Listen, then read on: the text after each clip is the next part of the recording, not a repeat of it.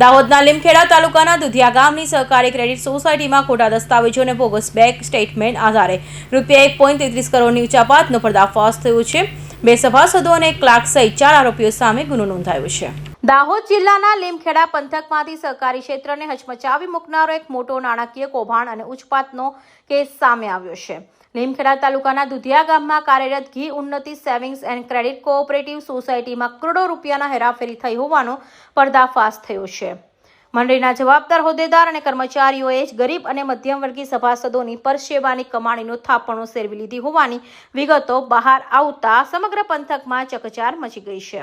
Audit વર્ષ 2024-2025 દરમિયાન જ્યારે મંડળીના હિસાબોની ઝીણવટભરી તપાસ કરવામાં આવી ત્યારે કૌભાંડ સપાટી પર આવ્યું હતું। આરોપીએ મંડળીના રેકોર્ડમાં ભારે ગોબાચારી કરીને ખોટા દસ્તાવેજો અને બોગસ બેંક સ્ટેટમેન્ટ ઉભા કર્યા હતા। આ નકલી કાગળોને આધારે આરોપીએ સભાસદોની જાણ બહાર કુલ ₹1.33 કરોડથી વધુ માતબાર રકમની ઉચાપાત કરી નાખી હતી।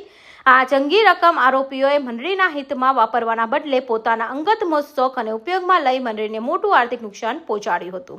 ક્રેડિટ સોસાયટીના તારીખ 1/4/24 થી 31/3/25 સુધીના હિસાબોના સ્પેશિયલ ઓડિટમાં ₹1,33,30,102ની ઉચાપત થયેલાનું ધ્યાને આવતા જિલ્લા રજિસ્ટ્રાર શ્રી સહકારી મંડળીનાઓની સૂચના મુજબ ક્રેડિટ સોસાયટીના વર્તમાન સેક્રેટરીએ ભૂતપૂર્વ સેક્રેટરી તથા કલેક્શન ક્લાર્ક તથા અન્ય 2 સભાસદો વિરુદ્ધ લીમખેડા પોલીસ સ્ટેશન ખાતે ફરિયાદ આપેલ હોય ગેરકાયદેસર ઉચાપત, ખોટી હિસાબી એન્ટ્રીઓ તથા બનાવટી દસ્તાવેજો તૈયાર કરી સાચા તરીકે ઉપયોગ કરવા બાબતે હાલ ઝીણવટપૂર્વકની તપાસ હાથ ધરવામાં આવી રહેલ છે તથા તમામ આવશ્યક દસ્તાવેજી પુરાવાઓ એકત્ર કરવાની કામગીરી હાલ ચાલુમાં છે। ત્યારે દુધિયા સ્થિત ઉન્નતિ અને સેવિંગ્સ ક્રેડિટ સોસાયટી ચાલે છે।